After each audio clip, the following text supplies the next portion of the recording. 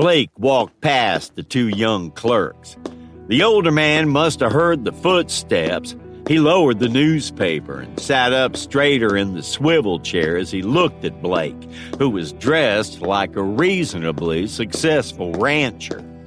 There was nothing suspicious about his appearance, except maybe the 2 weeks' worth of beard, and that could be explained by the possibility that he had just gotten back from a cattle drive, in which case he might be in possession of a considerable amount of money from selling his herd, money he might want to deposit in the First Bank of Grizzly. That possibility made the bank president smile. He folded the paper.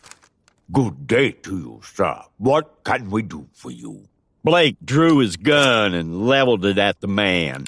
"You can open that vault and empty it for us, so I won't have to blow a hole in you the size of my fist." The smile vanished. The man rose to his feet. "How dare you!" The other 4 bandits had their guns drawn, covering the 2 clerks and the lone teller. Blake stepped closer to the president's desk. "Now that you got to bluster a little, get busy doing what I told you. I'm not joking, mister. I'll shoot you if you don't cooperate. I imagine one of these fine young fellows would be happy to open the vault if it means saving his own life." Resignation appeared in the banker's eyes. The lines of his face sagged in defeat. He dropped the folded paper on the desk and started to turn toward the vault. The racket from outside made Blake twist around. He looked through the still-open door across the street and saw Kramer and Dunning crouch by their horses, guns in hand. Dunning suddenly tried to whirl around, evidently alerted by a sound from another direction. A load of buckshot struck him, shredding his midsection and lifting him off his feet to toss him backward into the street. That was all Blake had time to see because he heard shoe leather scuffing behind him and turned back to the desk to see the bank president charging around it at him. Even though the man was older, he was bigger and heavier with a longer reach. If he got a hold of Blake, Blake might not be able to stop him from taking his gun. He fired.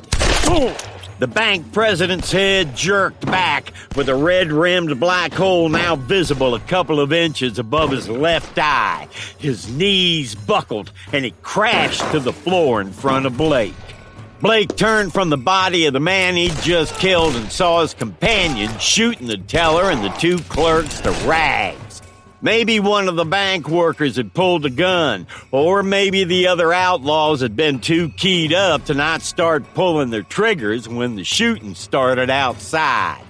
Hoping to come out of this disaster with something, he ran to the vault door and twisted the handle. It didn't budge, and all 4 of the men who might have known the combination were lying on the floor in bloody, unmoving heaps. Blake spun toward his men. "Go, go! Get out of here!" They all charged toward the door. As he passed the bank president's desk, he grabbed the folded newspaper. Blake could not have explained the impulse. The outlaws ran out of the bank. Across the street, Bob Kramer was mounted. He twisted back and forth in the saddle, throwing lead at the townspeople who were rushing toward the bank. Shots came back at him, forcing him to lean forward over his horse's neck.